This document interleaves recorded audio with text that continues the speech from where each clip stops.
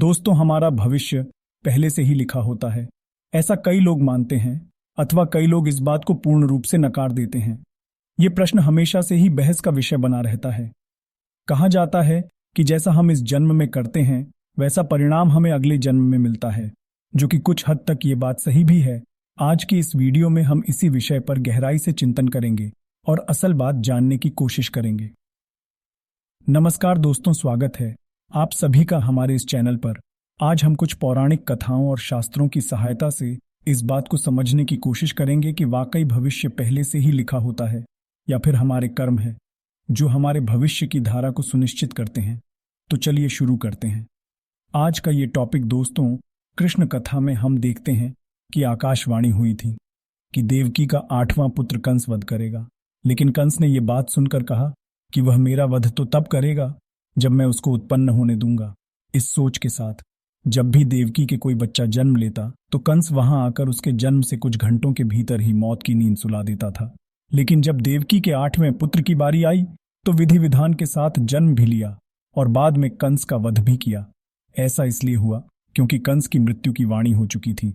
साथ ही कंस के जन्म से ही लिख दिया गया था कि उसकी मृत्यु कैसे होगी और किसके हाथों होगी। यही नहीं दोस्तों, इस संसार में जो भी मनुष्य जन्म लेता है उसके बारे में भविष्य पहले से ही लिख दिया जाता है। मनुष्य का जन्म कैसे होगा, कौन सी जगह होगा और उसके जीवन में कौन कौन सी परेशानियां आएंगी, ये सब विधि का विधान है और इसे चाहकर भी नहीं बदला जा सकता। इसके साथ आपको ये बता दें कि कई ऐसे पौराणिक शास्त्र एवं ग्रंथ मौजूद हैं जिनमें कई महापुरुषों के भाग्य पहले से ही लिखे होने के प्रमाण मिलते हैं। जैसे हम रामायण में देखते हैं कि ये पहले से ही तय था कि भगवान श्री राम को 14 सालों का वनवास मिलेगा। अर्थात इसके पीछे का कारण भगवान श्री राम के हाथों रावण का वध होना था।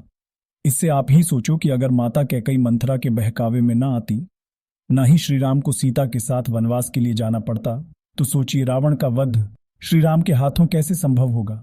ये सब कैसे होना था, ये सब पहले से लिखा जा चुका था, जिससे कि ये सभी के सुमेल से संभव हो पाया।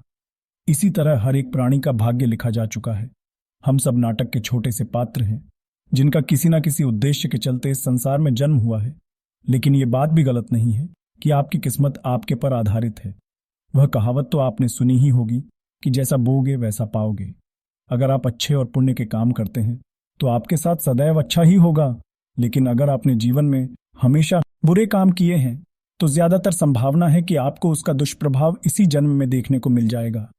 अर्थात आपने अगर बबूल रूपी बुरे कर्म किए हैं तो आपको आम के फल कैसे मिल जाएंगे। इसलिए हमारे में हमेशा धर्म और पुण्य के कर्म करने की प्रेरणा दी गई है, क्योंकि यही वह रास्ता है जो हमें इस जन्म मरण के चक्कर से बाहर निकाल सकता है। वरना बुरे कर्म करने वालों को तो भगवान के चरणों में भी स्थान नहीं मिलता। यही नहीं दोस्तों, तुलसीदास जी ने भी इस बात को स्पष्ट रूप से एक चौपाई में कहा है कि कर्म ही प्रधान है, यानी कि जैसा मनुष्य कार्य करेगा वैसा उसे फल मिल जाएगा। इसी के साथ एक ये बात सामने आती है कि पांडुपुत्र अर्जुन के हाथों कर्ण का वध हुआ था। अर्जुन ने कहा कि माधव मेरे हाथ कांप रहे थे, और ये क्या, आपने मेरे अपने ही श्रेष्ठ का वध मेरे हाथों लिख दिया, ये कैसा भाग्य है। तो इस पे श्री कृष्ण ने कहा, हे पांडुपुत्र, मैं कौन होता हूं, किसी मनुष्य को प्रार्थ देने वाला, ये तो करने का फल है।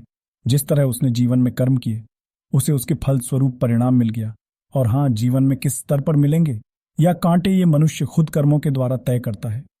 श्री कृष्ण ने कहा, तुमने अधर्म के विरोध में स्वर उठाया और धर्म का रास्ता चुना, जबकि कर्ण ने अधर्म का रास्ता। तो ऐसे में मैं क्या कर सकता था, लेकिन फिर भी मैंने उन्हें कई विकल्प दिए, परंतु उसने हर बार दुर्योधन और उसकी मित्रता को आवश्यक समझा।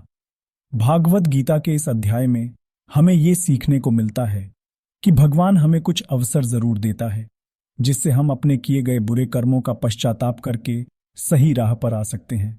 अंत में यही कहना चाहूंगा कि अवश्य ही हमारा भविष्य लिखा जा चुका है, लेकिन कर्मों के आधार पर ही हमें फल मिलता है।